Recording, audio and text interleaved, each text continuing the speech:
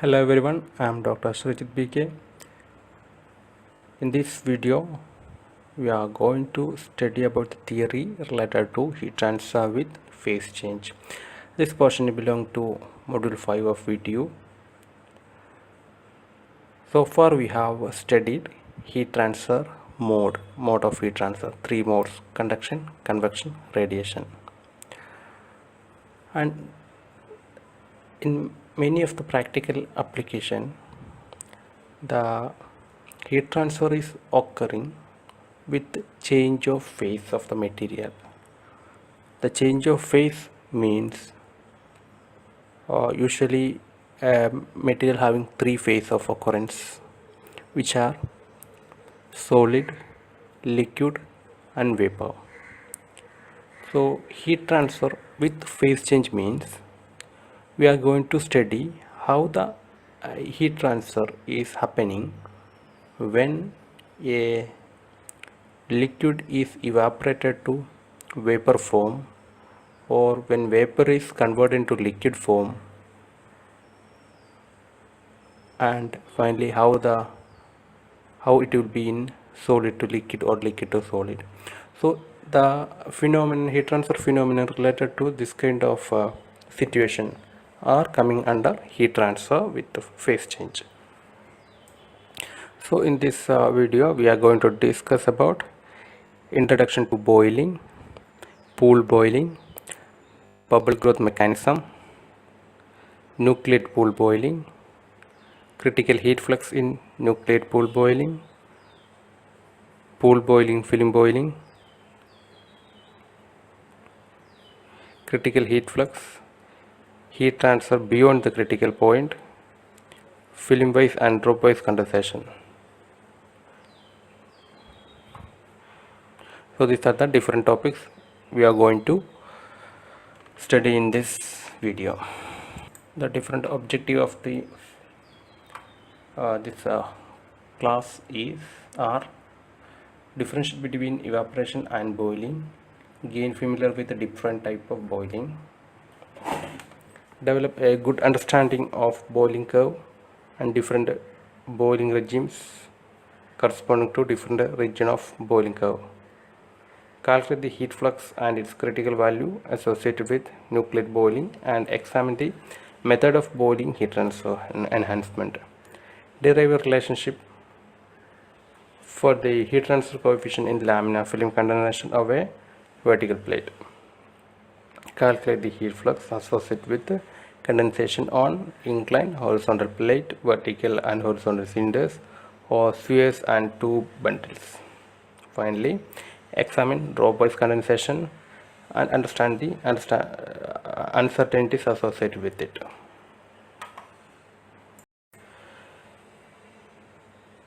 The boiling and evaporation are the two processes in which liquids are converted into vapors, and how it exactly differs. In both the process, liquid state is converted to vapor state, but there exists some difference. So we'll see what are the difference. Evaporation occurs at the liquid vapor interface when the vapor pressure is less than the saturation pressure of the liquid at the given temperature. If you consider this figure, evaporation occurs at the liquid and vapor interface. So always evaporation occur at this boundary. The condition for evaporation is the vapor pressure should be less than the saturation pressure of liquid at the, so this is called evaporation. So always remember, evaporation occurs at the liquid and vapor boundaries. It is not going to occur at the liquid and solid boundaries.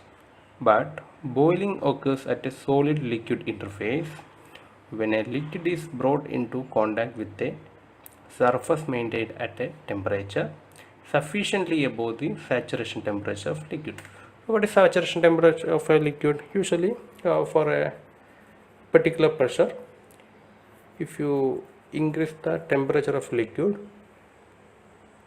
keeping the pressure constant at certain point of temperature, the fluid will starts to boil. So that temperature is called a saturation temperature, or it's the temperature where it is starting the phase change. So come back to the boiling definition. In boiling definition, when a liquid brought into contact with the solid surface such that the solid surface is maintained at a temperature higher than the boiling point of the liquid, then what will happen? The liquid will absorb heat energy from the solid surface. Eventually it converts into vapor form. Then that process is called boiling. So you can see two examples here. One is water in a tumbler. From the top of the interface of this liquid and air, it will get evaporated. But in case of this inside a jug, we are heating it. So at the interface, like this is the solid surface, here some liquid is there, we are applying some heat here. So at this place it is getting converted into vapor. That process is called boiling. Boiling occurs when a liquid is brought into contact with the surface at a temperature above the saturation temperature of liquid. So how it is heating? It absorbing heat from the solid surface, and since it is liquid surrounded here, basically the heat transfer mode will be convection. So the amount of heat transferred Q per unit area, Q boiling, is equal to H into T, temperature of solid surface, minus temperature of the saturation temperature of liquid. When the fluid is getting converted into vapor, when the temperature of that fluid became saturation temperature. So in order to convert into vapor, we have to maintain the surface temperature above the saturation temperature, and that degree how much it is above the saturation temperature of liquid, that is termed as delta T excess temperature. The excess temperature, where excess temperature is the temperature of surface, solid surface, minus saturation temperature of liquid. That means we are not counting, suppose the liquid is initially at 60 degree, we are not counting it, we are focusing only at the vicinity near to the solid heated surface. Now the boiling can be classified into pool boiling and flow boiling. So these are the two different kind of boiling. In pool boiling, the boiling is called pool boiling in the absence of bulk fluid motion. Any motion of the fluid is due to natural convection current and the motion of bubble under the influence of buoyancy. In simple words, the boiling occurring in a stagnant fluid is called pool boiling.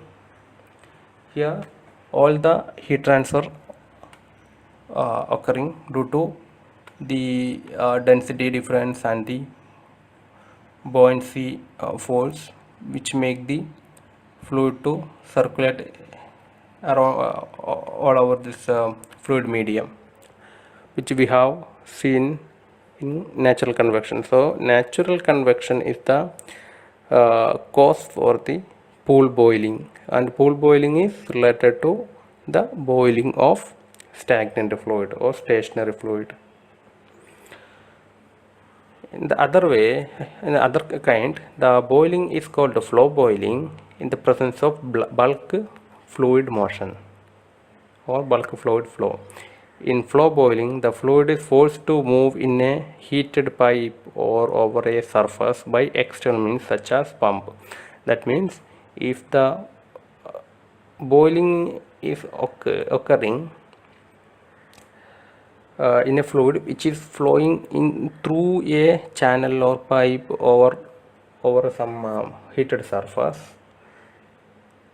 then such boiling are called flow boiling. That is, it's kind of a forced convection heat transfer. So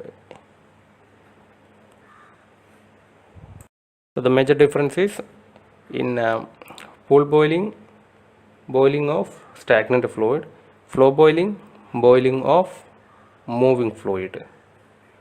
The motion is with the help of some external pump. Next type is subcooled boiling. If the temperature of the fluid body is below the saturation temperature, and if if the boiling is occurring in that situation, then it's called a subcooled boiling. That is, subcooled boiling is a localized phenomena. So you can see that it's a stagnant fluid. Here the surface is at 107 degrees Celsius and the fluid is water. So we know that the saturation temperature of water at 1 atmosphere pressure is 100 degrees Celsius, but the bulk temperature of the fluid is 80 degrees Celsius only. Since the surface is surface temperature is higher than the saturation temperature, the liquid very near to the surface will get boiled, but the bulk temperature or the fluid temperature still at 80 degrees Celsius only, but here there will be a boiling process. So this localized boiling, when the bulk temperature of the fluid is below saturation temperature, is called subcooled boiling. Now saturated boiling means when the temperature of the liquid is equal to the saturation temperature of the liquid. That means in this example, if the water temperature is 100 degrees Celsius and we heat this water with the help of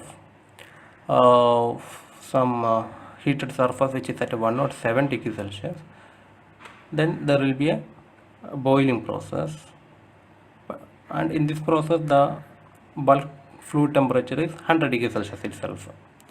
So all the heat whichever we are giving as input to this system will be converted into, is used as, or it is absorbed as latent heat, and it is used for the phase changing process. But here whatever the heat given, partially will be used for the boiling process, partially will be used for elevating the temperature of the fluid from 80 degrees Celsius to 100 degrees Celsius.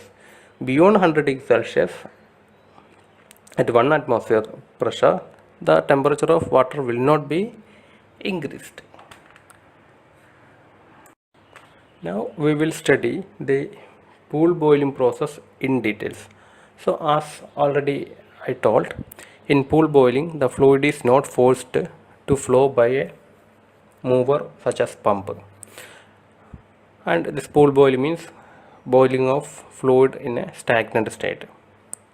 Any motion of the fluid is due to the natural convection current and the motion of the bubble under the influence of buoyancy. Agency or any force to make the fluid to move, and its heat energy equation or heat required to make this boiling, Q can be represented H Ts minus T saturation, or H delta T into delta T excess. So this excess temperature is the difference of surface temperature minus saturation temperature of liquid. Now we will see what are the different sub process happening when we start heating a stagnant fluid from its saturation temperature to very high temperature. So the process is represented in a chart, and it is called boiling curve. In boiling curve, the y direction quantity is the amount of heat we have applied, that is Q boiling, which is in watt per meter square, and x direction quantity is the excess temperature, where excess temperature is the surface temperature minus saturation temperature. Unit is degree Celsius. It has mainly 4 regions. The first one is natural convection boiling, nucleate boiling, transition boiling, and film boiling. So each regimes of this boiling process are differentiated based on the excess temperature. So here it is 1 to 5 degrees Celsius, then 5 to 10 degrees Celsius, 10 to 30 degrees Celsius. So in case of water, if excess temperature of 5 means, at this point the surface temperature minus saturation temperature is 5, or surface temperature will be 105 and saturation temperature is 100. That's the meaning of this one. The first section of the curve is natural convection boiling. This is the natural convection boiling process. Here the excess temperature is from 1 degree Celsius to 5 degrees Celsius. Here the heat transfer from the surface of solid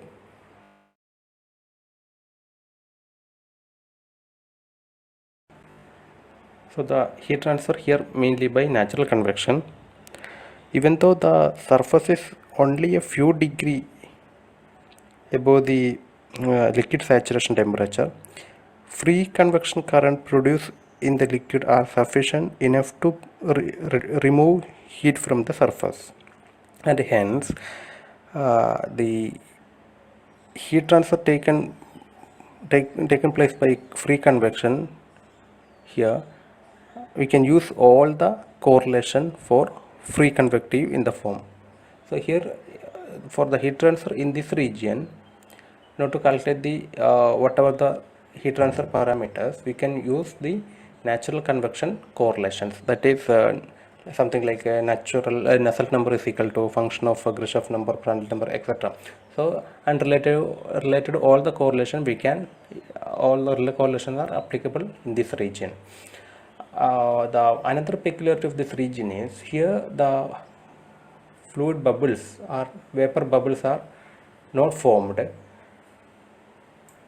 until it is heated to higher excess temperature, like nearly 5 degrees. So here if all the heat transfers by natural convection only, there is no bubble formation, and the fluid very near to surface will be slightly superheated. Superheat means it will be higher, the temperature of the liquid will be higher than the normal boiling temperature. So as the heat input to this one increases, so it will follow this curve from this origin to up to A.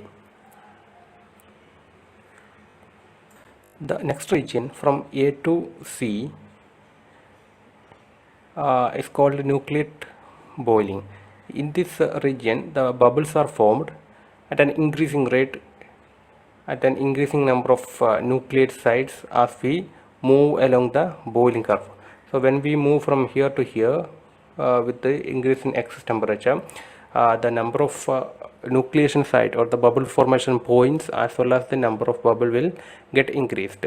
So this entire range from A to C is subdivided into two regions. One is region A to B is called isolated, is called bubble collapse in the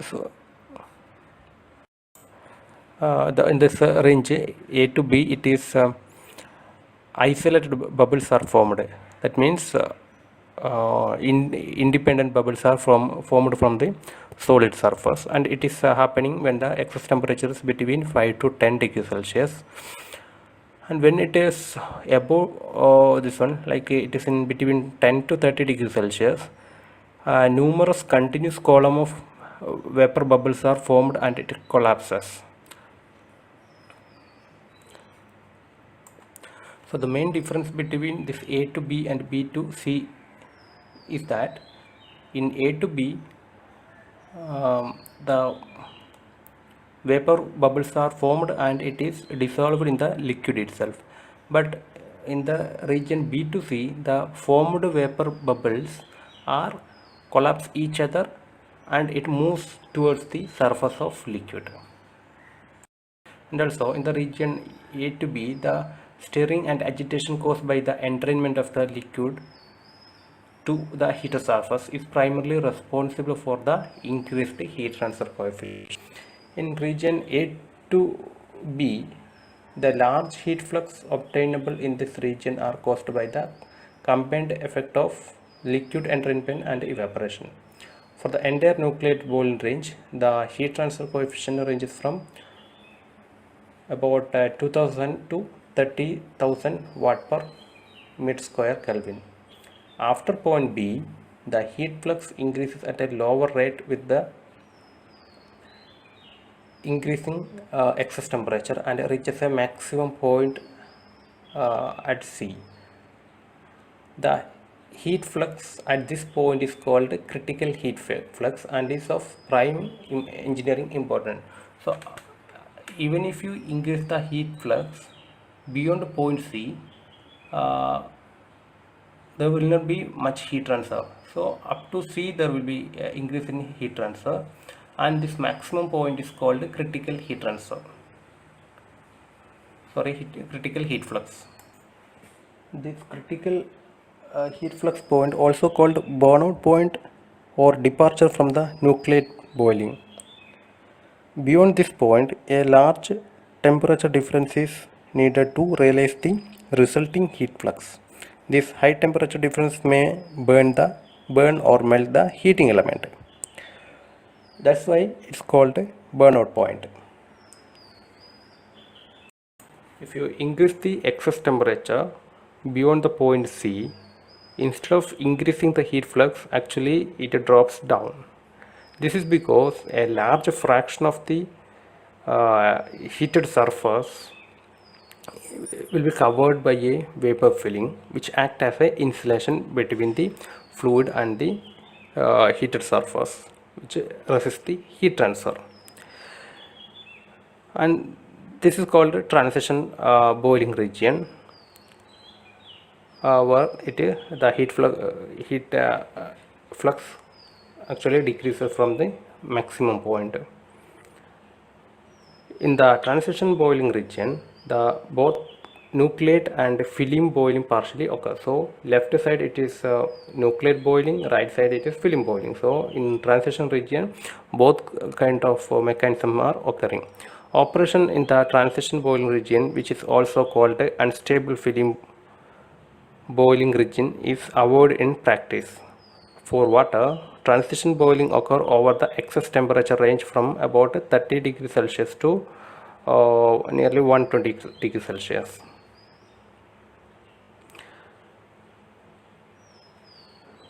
Beyond point D, it is called film boiling region. So beyond the point D, the heater surface is completely covered by continuous stable vapor film.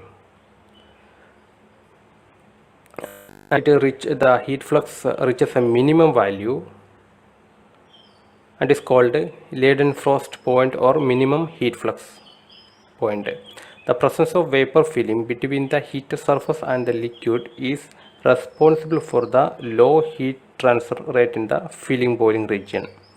The heat transfer rate increases with increasing excess temperature due to radiation to the liquid. So from here onwards, the radiation comes into play. That's why even though the liquid film is covered over the heating surface, the radiative heat transfer makes this increasing heat flux.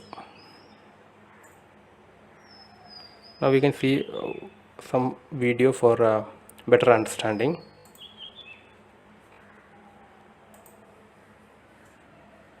Is stationary in the beginning with respect to the heating surface. To understand this boiling, let's consider an example of vessel containing some water placed on a burner. as the heat gets transferred from the bottom surface of the vessel to the stationary water.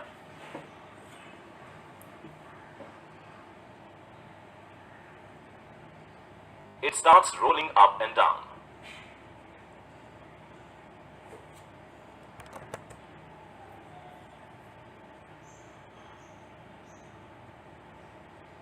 Then bubble formation takes place. And after some time the water gets boiled. This process is a pool boiling process. Pool boiling takes place in different stages. They are free convection boiling, nucleate boiling, transition boiling, and film boiling. These different stages can be easily plotted on a heat flux temperature plot.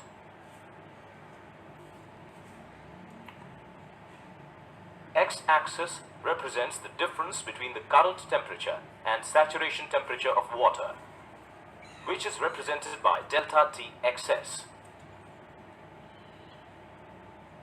And y-axis represents the heat transferred to the water per unit surface area of the vessel, which is represented by heat flux Q dot boiling. The curve OABCDE is known as the pool boiling curve of water. Here, curve OA represents the stage free convection boiling. Curve ABC represents the stage nucleate boiling. Curve CD represents the stage transition boiling. And curve DE represents the stage film boiling. Now let's understand each section of the curve one by one. Let's discuss about curve OA, represents the stage free convection boiling. When we light the burner, heat transfer takes place between the vessel and water due to free or natural convection. We can see that the values of heat flux and delta T excess start increasing. And when the temperature of water reaches its saturation temperature, that is when delta T excess attains a positive value. Then boiling takes place. This stage of boiling is known as free convection boiling. Curve ABC represents the stage nucleate boiling. As we can see, nucleate boiling is divided into two parts. Curve AB represents liquid entrainment and curve BC represents critical heat flux. Now first, let us understand liquid entrainment. Due to continuous heating, we see that the value of delta T excess increases and the bubbles are formed at the bottom surface of the vessel. These bubbles move upwards and carry some water along with them, but they collapse after covering some distance in the water. This is known as liquid entrainment. We see that the disturbance caused by liquid entrainment in the water increases the heat transfer coefficient, so the heat flux also increases. In curve BC, we see that as delta T excess further increases, the bubbles start forming at a faster rate. These vapor bubbles move upwards and merge to form numerous continuous columns of vapor in the liquid. The bubbles in the column then move upwards to the free surface, where they break up and release their vapor content. Due to this, the heat flux attains its maximum value, known as critical heat flux. Thus, the complete stage of boiling from A to C is known as nucleate boiling. Curve CD represents transition boiling. When the vapor of delta T excess increases beyond the critical point, we see that the heat flux starts decreasing. This is because a large fraction of the heated surface of the vessel is covered with a vapor film. This vapor film acts as an insulator as its thermal conductivity is lower than that of water. Thus, the value of heat flux attains its minimum value, Point D corresponding to the minimum value of heat flux is known as Leidenfrost point. In curve CD, both nucleate and film boiling takes place partially. Thus, this stage is known as transition boiling. Curve DE represents the stage film boiling. We see that after the transition phase, the delta T excess further increases, due to which the vessel surface is completely covered by a continuous stable vapor film. Now, because of high temperature, we see that the radiation heat transfer takes place between the heated surface and the water through the vapor film. Thus, this stage is known as film boiling.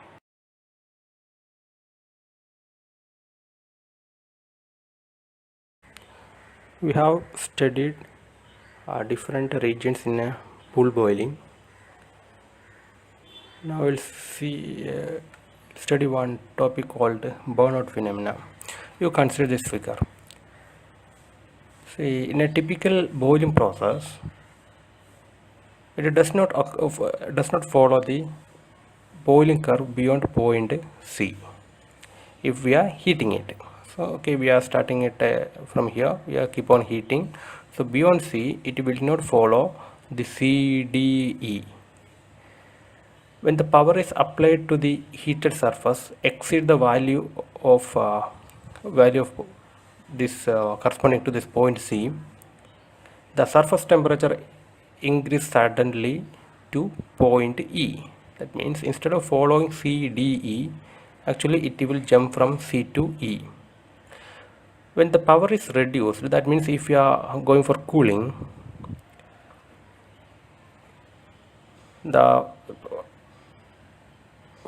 from this point E, the cooling curve is follow the same cooling curve up to D.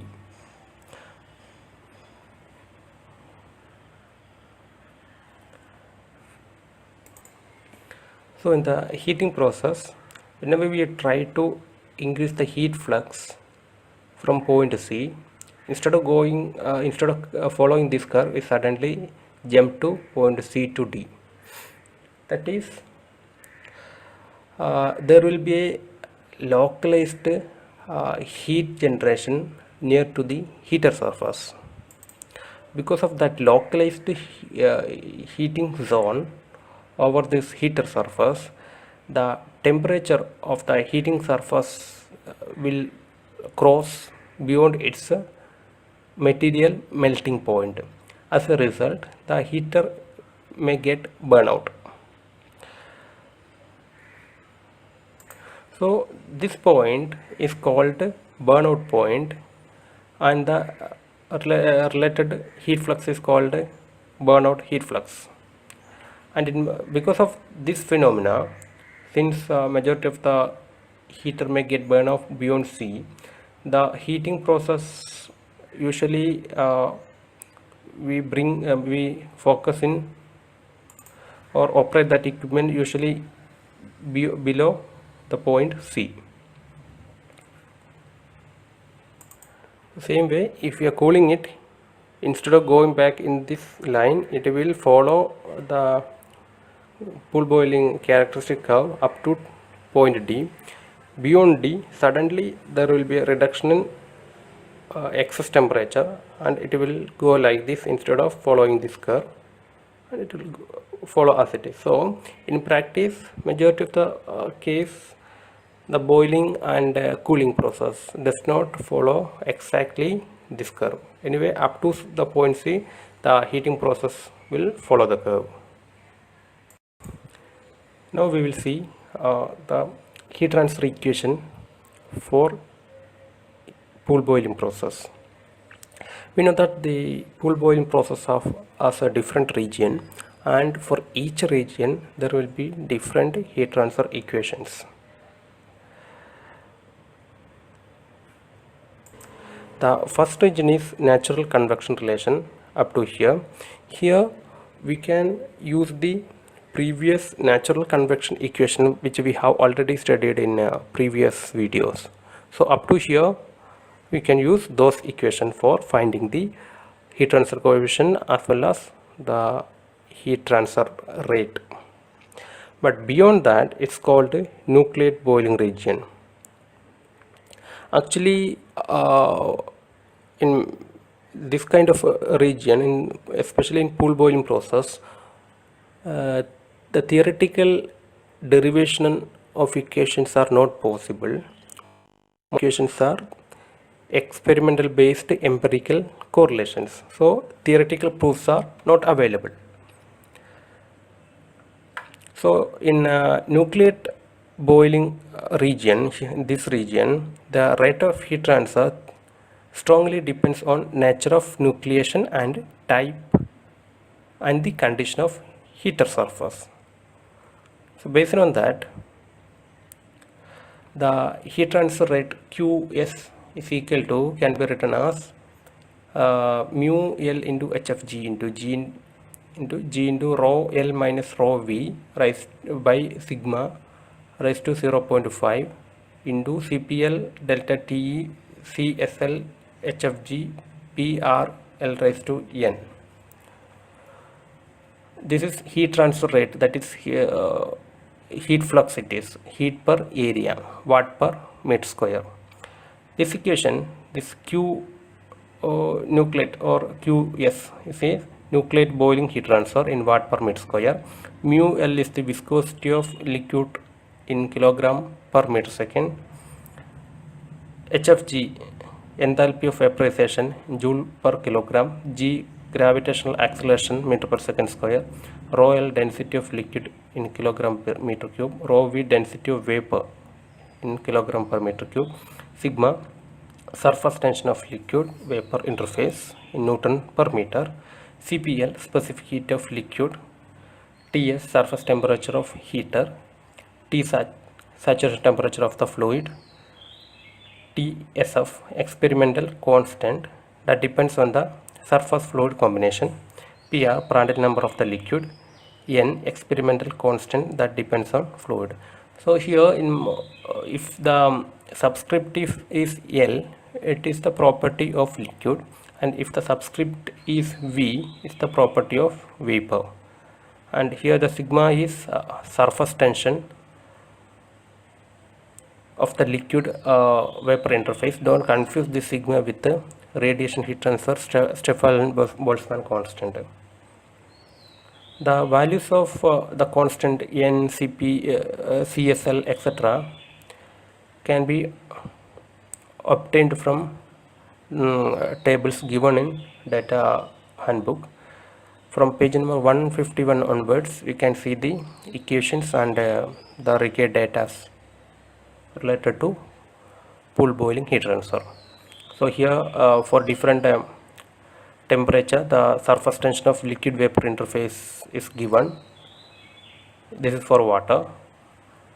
Surface tension of other liquid are here, and the value of CSL and N for different combination of liquid and the heating surface are also given here. So based on the combination of this fluid and heating surface, we have different CSL and N value. So if you know all this value, we can substitute in the previous equation and find the required value of Q.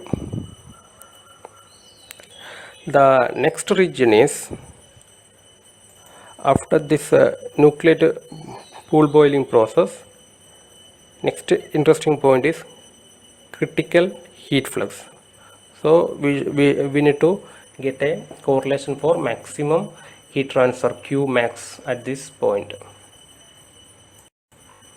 The maximum or critical heat flux in nucleate pool boiling Q max is equal to CCR HFG into sigma G rho square of V into rho L minus rho V all raised to 1 by 4. Where CCR is a constant whose value depends on the heater geometry, but generally is about 0.16. Usually we take 0.16. The critical heat flux is independent of liquid heating surface combination, as well as the viscosity, thermal conductivity and the specific heat of the fluid. The critical heat flux increases with the pressure up to about 1/3 of the critical pressure and then starts to decrease and become zero at the critical pressure. The critical heat flux is proportional to HFG, and large maximum heat flux can be obtained using fluid with a large enthalpy of vaporization such as water. The value of CCR for different heater geometry are given here. Here large horizontal flat heater, small horizontal flat heater, large horizontal. So depends on the type of heater, we have different value for this CCR. Here length of flow also a characteristic, that also the range also given here. Now we know that after the maximum heat flux point, next interesting point is minimum heat flux point, that is this point. The minimum heat flux which occur at a Leidenfrost point is of practical interest, since it represents the lower limit of the heat flux in the film boiling region. Suber derived the following expression for the minimum heat flux for a large horizontal plate. The heater shape is large horizontal plate. So Q minimum is equal to 0.09 rho V HFG sigma G into rho L minus rho V divided by rho L plus rho V all square all raised to 1/4. And the summer point, operation in transition boiling region, that means temperature in between 30 degrees Celsius, the excess temperature between 30 degrees Celsius and 120 degrees is normally avoided in the design of heat transfer equipment, and thus no major attempt has been made to develop general correlation for boiling heat transfer coefficient in this regime. However, the upper peak flux and the lower minimum heat flux limit of the region are the interest to heat transfer equipment design. Now the correlation for film boiling region. So far we have discussed the nucleate boiling region. So in film boiling region, after nucleate boiling region can be given as Q film is equal to C film into GK cube V rho V into rho L minus rho V into HFG plus 0.4 CPV into Ts minus T saturation divided by mu V D into Ts minus T saturation all raised to 1/4 into Ts minus T saturation. So C film is equal to 0.624 horizontal cylinders, 0.674 spheres. At high surface temperature, like more than 300 degrees Celsius, heat transfer across the vapor film by radiation becomes significant and need to be considered. That's a major reason for that burnout and all, or the gradual increase of the heat flux. So radiation heat transfer Q radiation is equal to sigma epsilon sigma into Ts raised to 4 minus T saturation raised to 4 in case of Q radiation less than Q film, and total heat transfer is equal to Q film plus 3/4 of Q radiation. So this is the net heat radiation in film boiling region. So we have based on the region of pool boiling, we have different equations. So first we have convection region, natural convection region, where we can use all the natural convection equations. Second region is nucleate pool boiling. So and in nucleate pool boiling we have equation for the heat flux, then critical heat flux and minimum heat flux regions. Next we have film boiling, and we have correlation for heat flux in film boiling region. Now we'll see what are the parameters which depends on the heat for the heating of fluid in pool boiling method. So usually the rate of heat transfer in nuclear boiling regime strongly depends on the number of active nucleation sites on the surface and the rate of bubble formation at each side. Therefore, modification that enhances nucleations on the heating surface will also enhance heat transfer in nuclear boiling. So if we want to increase the boiling process, make it faster, we have to increase the number of nucleation site, which can be done by mainly by either increasing the heat flux or modifying the surface. The irregularities on the heating surface, including roughness and dirt, serve as additional nucleation sites during the boiling. So modification of surface is one method to increase the boiling heat transfer rate. The other effect of surface roughness is observed to decay with the time. There are surfaces which provide enhanced heat surface in nuclear boiling permanently are being manufactured and are available in market. Heat transfer can be enhanced by a factor of up to 10 during nuclear boiling and the critical heat flux by a factor of 3.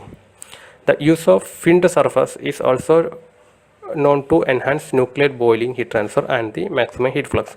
Boiling heat transfer can also be enhanced by other techniques such as mechanical agitation, surface vibration, then any kind of disturbance in the flow which make the bulk fluid motion, like acoustic or pressure waves, anything you can use to enhance this pool boiling process. Anyway, the external the surface vibration etc are not so easy in practical situation, because it involve a lot of moving parts, then external system for making this vibration etc. So next we will study about flow boiling process. In flow boiling process, as we know, the fluid is forced by some external agency like a pump or any device which make a pressure difference to make the flow. And while it flowing over this heated surface, it will absorb heat from the heated surface and a phase change will occur. Since as we know, when the fluid is flowing over a solid body, solid surface, the fluid layer very near to the solid surface will be in a no slip boundary condition or in a stagnant state, whereas whichever bit far away from the surface have a velocity and which is flowing in a velocity gradient along the radial direction. That means in flow boiling, both natural convection as well as the forced convection process are involved. Or natural convection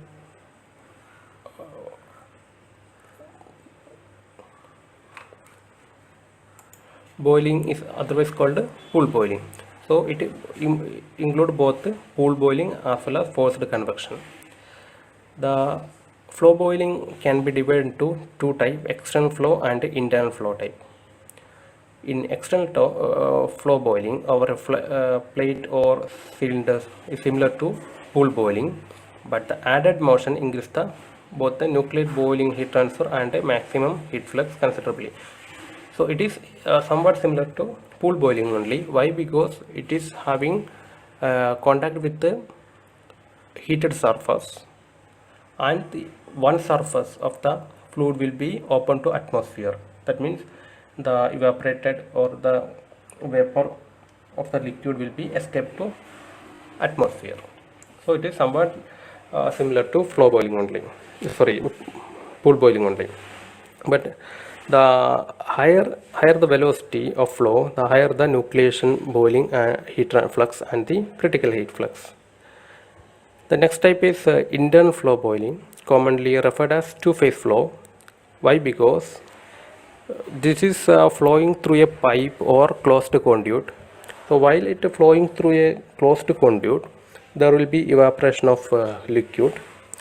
Since the vapor doesn't have provision to escape to atmosphere or outside, the converted vapor as well as the liquid both has to flow through the same conduit itself. So as a mixture of vapor and liquid, it will flow through the pipe.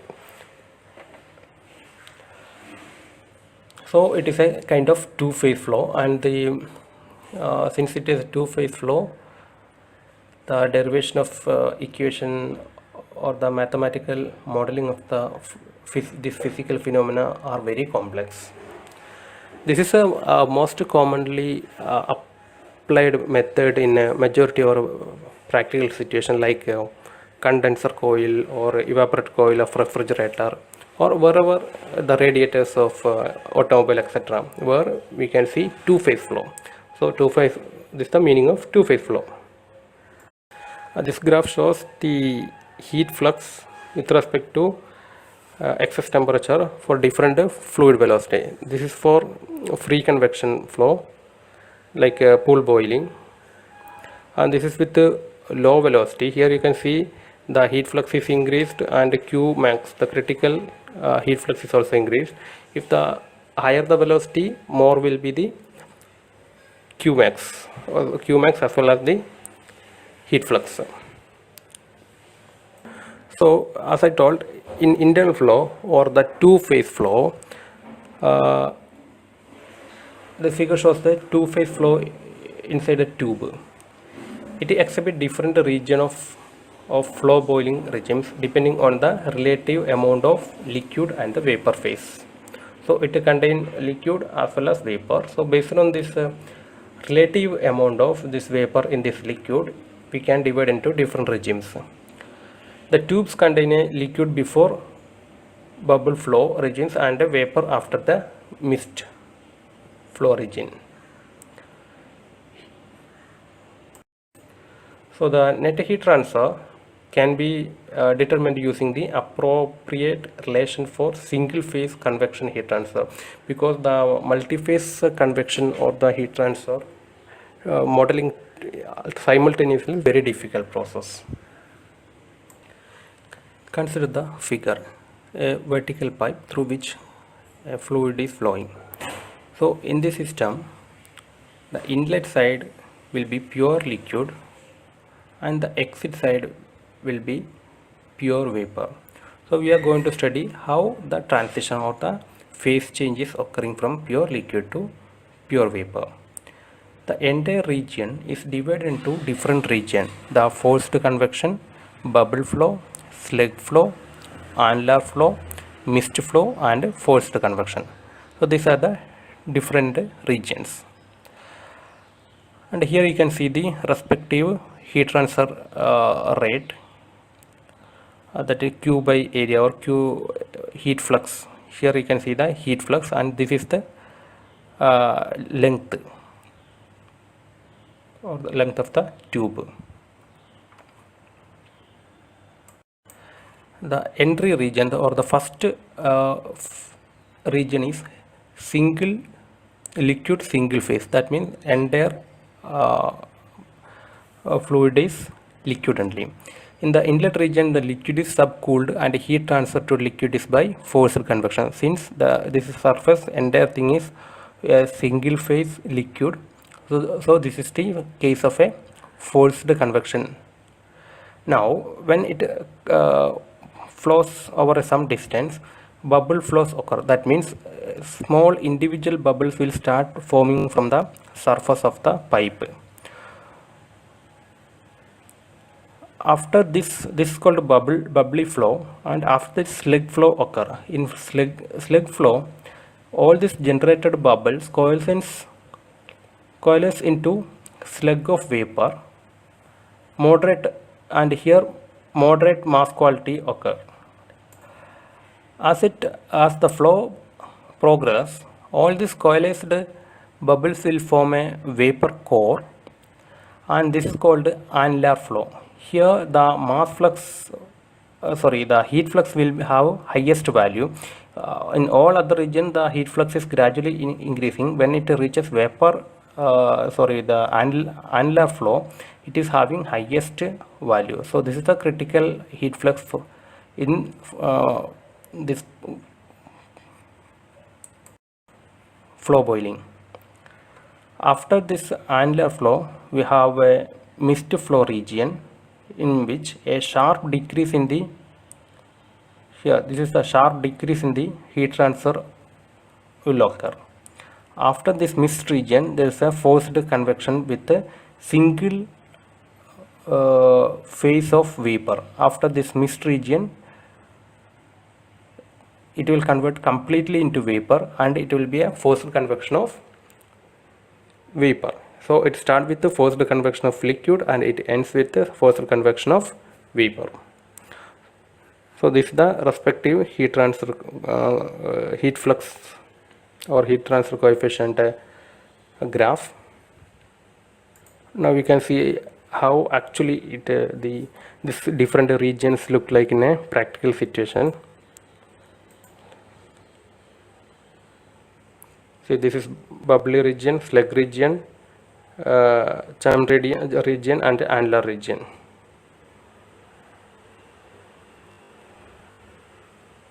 See, the individual bubbles are formed here.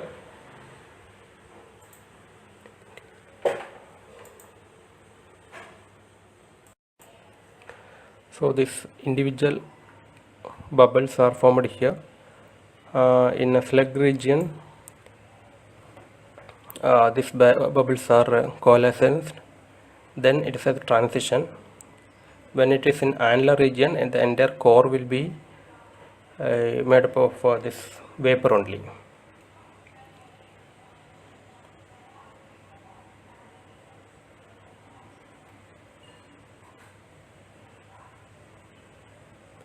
See how it is forming. See the bubble core completely vapor.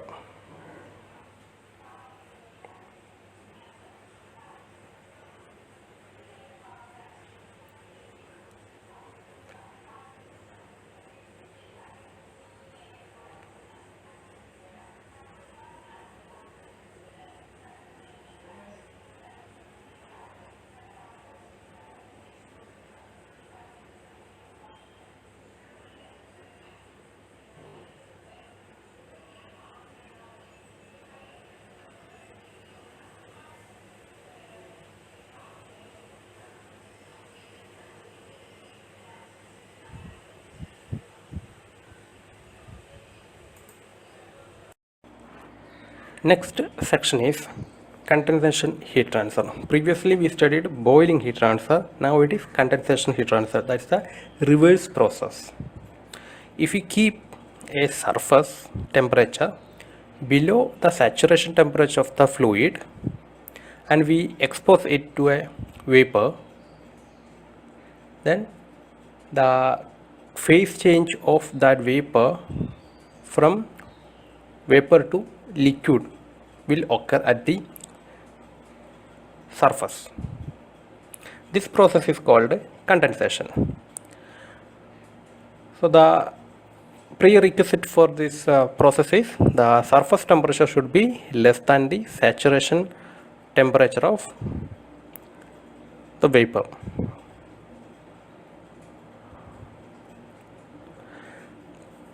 Now the condensation is of two types, film condensation and drop-wise condensation. In film condensation, the condensate which formed after the phase change to liquid state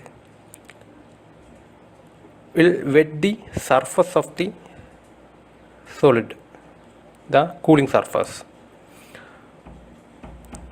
Finally, all the fluid will form a film over this cooling surface, and it acts like a blanket over this cooling surface. This blanket of fluid over this cooling surface will resist the heat transfer across it. And so here all the condensate formed will be in a continuous manner over the cooling surface. In dropwise condensation, the condensate became in the form of a individual droplets. As the condensation progresses, the size of each bubble will get increased, and when it exceeds a certain size limit, it will slide down over this plate. This is the peculiarity of dropwise condensation, because each condensate forms an individual droplet and it is not coalesced into a single film. There will be a higher heat transfer rate between the plate and the surrounding compared to film condensation. That is, that the heat transfer rate is nearly 10 times greater than this liquid than the film condensation. And so the practical importance of this type of condensation is that if you want to condensate something by making it exposed to a cold surface, the condensation process should be in the form of dropwise condensation. The surface and all other related parameters should be so designed to get a dropwise condensation. So for example, this we consider the water vapor, which if we expose to a surface which is at 100 degrees Celsius, we know that the saturation temperature of water is 100 degrees Celsius. So if we keep that plate below 100 degrees Celsius, 80 degrees Celsius, the water vapor will convert into liquid water or the water and it form a film in film condensation, and same will be formed in form of drops in dropwise condensation. This is a video showing the film wise and dropwise condensation. So these all are drops. This is film wise. So you can see the shape also.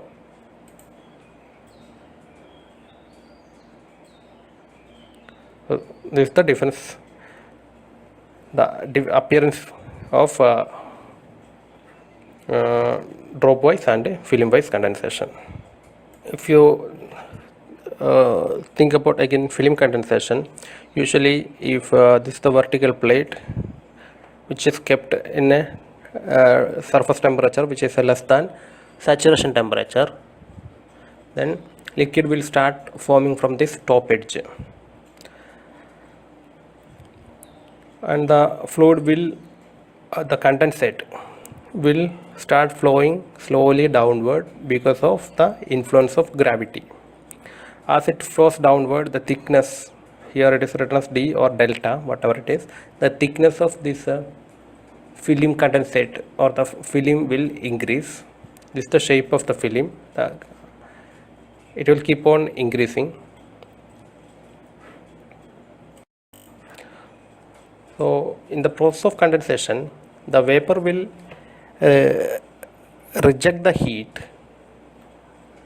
equal to mass flow rate m into HFG or HFG heat to the surface, the solid surface. So heat is flowing from the fluid to surface, and anyway we are keeping the surface below the saturation temperature, and at this point, at the interface of vapor and liquid, the temperature of the liquid will be in a saturation temperature, but when it reaches the cold surface, the temperature will be equal to the surface temperature of solid, that is Ts. So here it is T saturation and here it is Ts. This is the velocity profile. Here is zero velocity, up to here it's going high, and this is a temperature profile. Here we have minimum temperature, here we have maximum temperature. The maximum temperature is T saturation. The minimum temperature is T surface. So as a thermal analysis, we always focus on the heat transfer. The heat transfer, since it is forming a boundary layer here, always the rate of heat transfer, definitely it depends on the type of boundary layer formed, whether it's a laminar or turbulent. So Reynolds number stands stands as the criteria for deciding whether the boundary layer is laminar or turbulent. As we know, the Reynolds number can be written as d rho v by mu, where d is the hydraulic diameter of the surface. The hydraulic diameter of the condensate, the fluid. Rho is the density of liquid. V is the average velocity of the liquid. Mu L is the viscosity of dynamic viscosity of the liquid. The dH, or the hydraulic diameter, means is related to fluid film, not to the surface. So that fluid film hydraulic diameter can be written as 4 into area of cross section of that fluid film divided by perimeter. 4A by P is dH. So if you substitute here, it will come in this form. The calculation method for the hydraulic diameter for different case will be different. You take a condensation, the film condensation over a flat plate. Here the cross sectional area A is this thickness, this is the boundary layer thickness delta into this plate length. So area is L into delta, whereas perimeter of the this is wetted perimeter, P is wetted perimeter, is the length of a surface which is wetted by the fluid, the condensate. So it is only this L, because this side or the other side or the top side there is no surface. So the perimeter P is equal to the wetted perimeter is L. Suppose it is having surface here and here, the surface perimeter length will come this length and this length. Finally we will get the hydraulic diameter as 4 into A by P, or 4 into A is L into delta and P is P. So L and L will get cancelled, so it will be 4 delta. Now if you take a flow over the condensation over a cylinder, we know that the perimeter, the wetted perimeter will be this circular portion, that is pi into d, where d is the diameter of cylinder, and the cross section of area of cross section of this film will be this perimeter pi d into this thickness, which is pi d into delta. So if you calculate the hydraulic diameter for A by P, again it will be 4 delta only. And here also perimeter is 2 into length, because here this length plus behind this one, so 2 into L, and the area of cross section of film is 2 into this length into thickness, and the total length is here one length and behind one length. So entire length, that is 2L, and thickness delta. So again here it will be 4 delta only. So this is how we are calculating dH. So it will become 4 delta, then remaining term rho L V into mu. So we know that this is a velocity, this is density of liquid, and this is delta, or else this is a rho AV, that is density into area into velocity will be mass flow rate. So that can be write as 4 m dot, then remaining P mu L. So either you can write this equation either this way, or you can go for this method. And always remember what is delta H.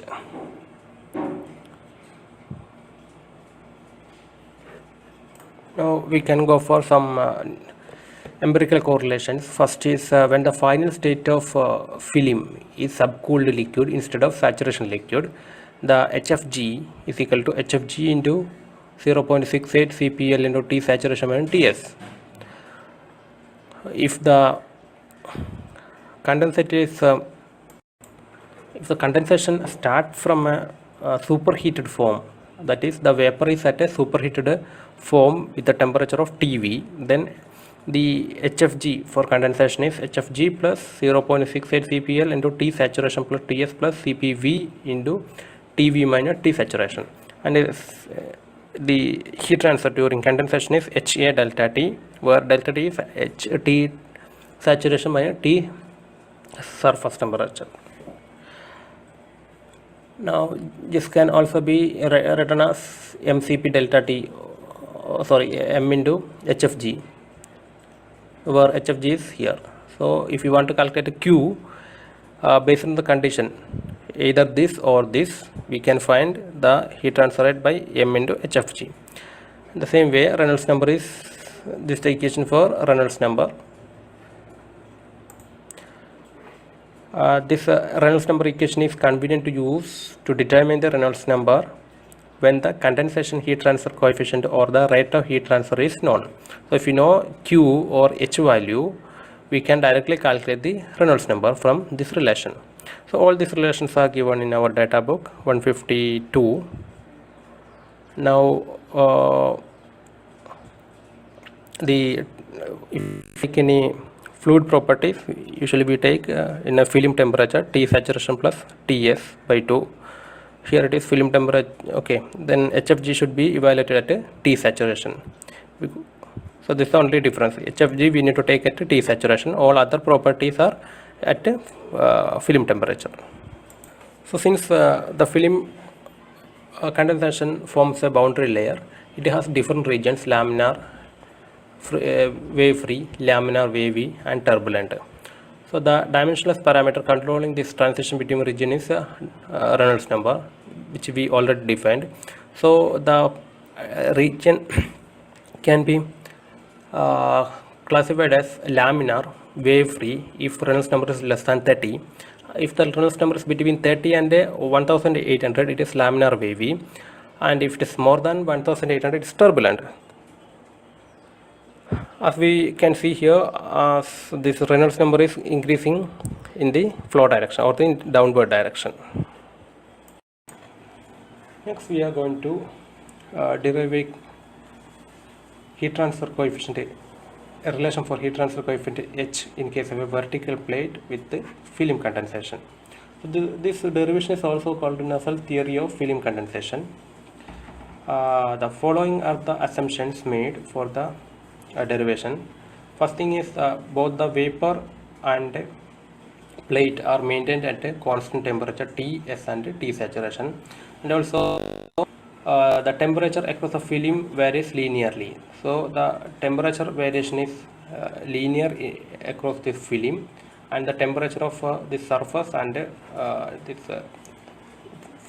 vapor temperature both are constant. Next, the heat transfer across the film is pure conduction. The velocity of vapor is 0, so that it exerts no drag on the condensate. That is, there is no viscous shear on liquid vapor interface. So here there should not be any shear drag. The flow of condensate is laminar. That is, entire portion we are considering only for laminar, and the property of the liquid are constant here. The final assumption is the acceleration of condensate layer is negligible. That is, it's with the uniform velocity. The motion of this condensate is in uniform velocity. So these are all are the assumptions made for this Nusselt theory. Now you consider a small element of fluid which is having a thickness of delta minus y. Since this end length is y, the total length is y, and we are taking a small distance, small piece out of that. So if this is a y, and from here to here if it is a delta, from here to here it will be y minus delta minus y, and the thickness is dx.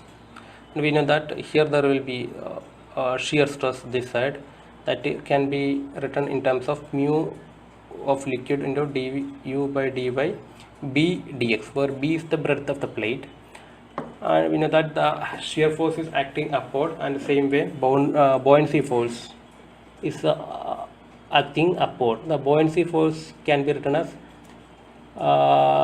mass into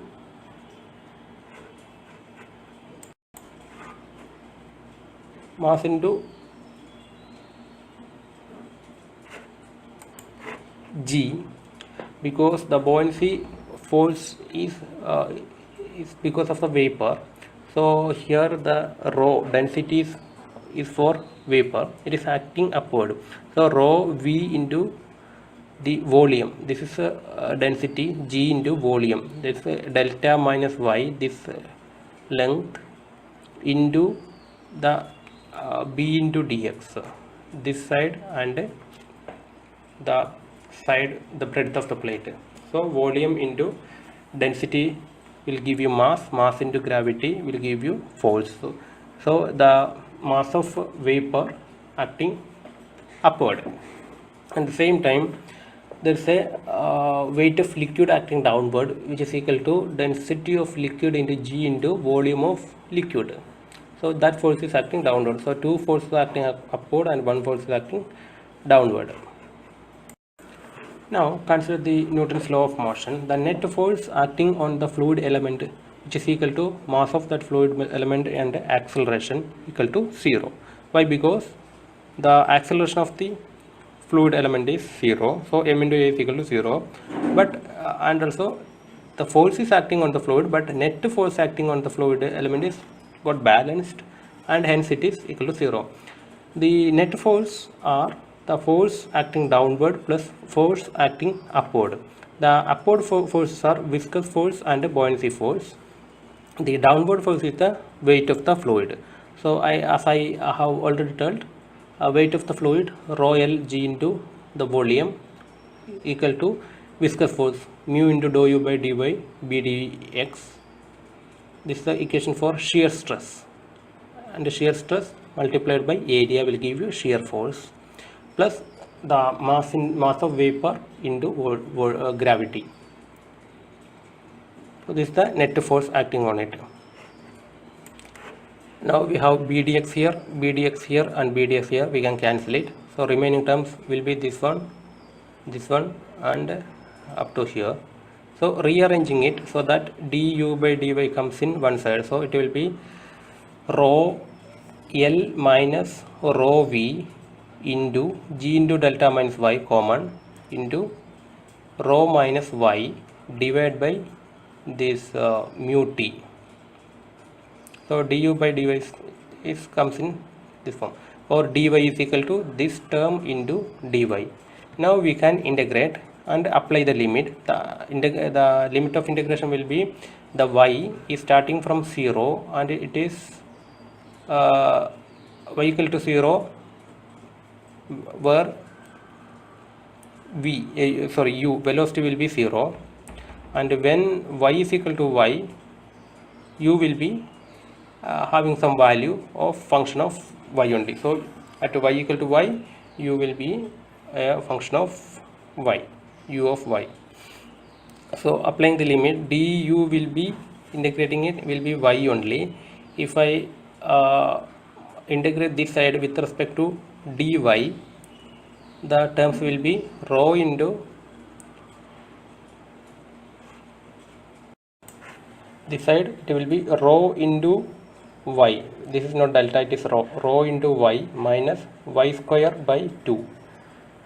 Here this side it will be only u. Now applying limit y equal to 0, u is equal to 0. So all these terms will also become 0. If you apply y equal to y, u is equal to u of y, and this side will be y delta minus y square by 2.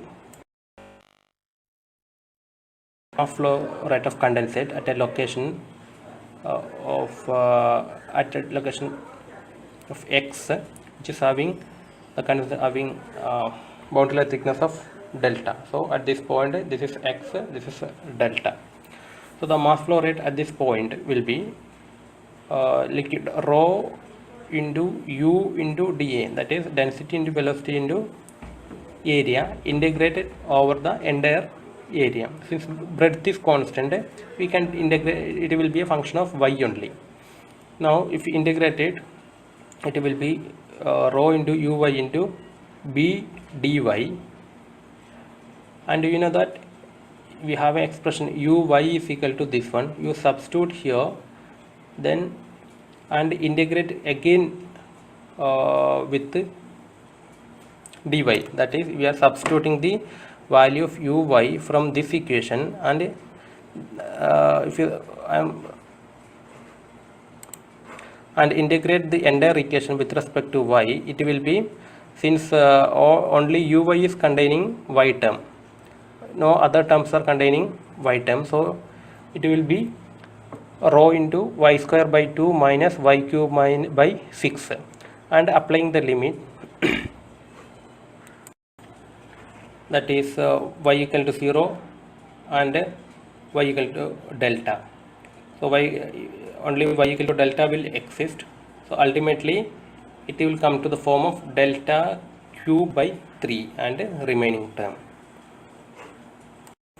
Now the rate of mass of condensation with respect to x, dm dot by dx is can be found out by differentiating the previous equation. So simply it will be d delta by dx, and it represents the rate of condensation of vapor over a vertical distance dx. The rate of heat transfer from the vapor to the plate through the liquid film is simply equal to the heat released as the vapor when it is condensed. So the rate of heat transfer can be written as hfg into dm dot, which is equal to the heat conducted, K into area into temperature difference and thickness of film. So from these two equations we can write the dm by dx is equal to rearrange the remaining term, K by hfg into b into t delta t divided by delta. So we have a equation for dm dot by dx here, dm dot by dx here. Now we can equate this side and this side. So and we can rewrite as delta cube delta x into the remaining term. Now if we integrate it on the both side, here with respect to d delta, here with respect to dx, and applying the limit of integration, when x is equal to 0, the boundary layer thickness is 0. When x is equal to x value,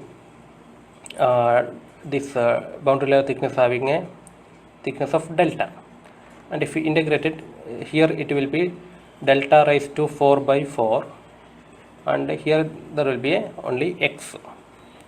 So that x is here delta raised to 4, that by 4 will move to here, then delta raised to 4, if you take remove it, if you take the root of that, it will be 1 by 4 here. So this is the final equation for delta, and the heat transfer from the vapor to the plate at a location x can express as q is equal to h into delta t, or k into delta t by delta, or hx equal to k by delta.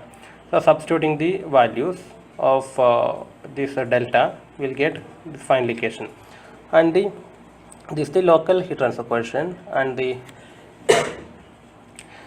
average heat transfer coefficient is integrating this equation with respect to x from entire length 0 to L. So finally we will get this expression. So finally we will get this kind of equation. It is for laminar condition, that is Reynolds number 0 to 30, and related some other correlations are also available. In case of a film condensation inside a horizontal tube, both sides there will be film, liquid side, and the correlation for low vapor velocity, this is and this is the condition. and this is the tropoid condensation for temperature limit. These are the correlations, and these are the things we have studied in this section. First we studied about boiling heat transfer, cool boiling, boiling regimes, flow boiling, condensation heat transfer, filling condensation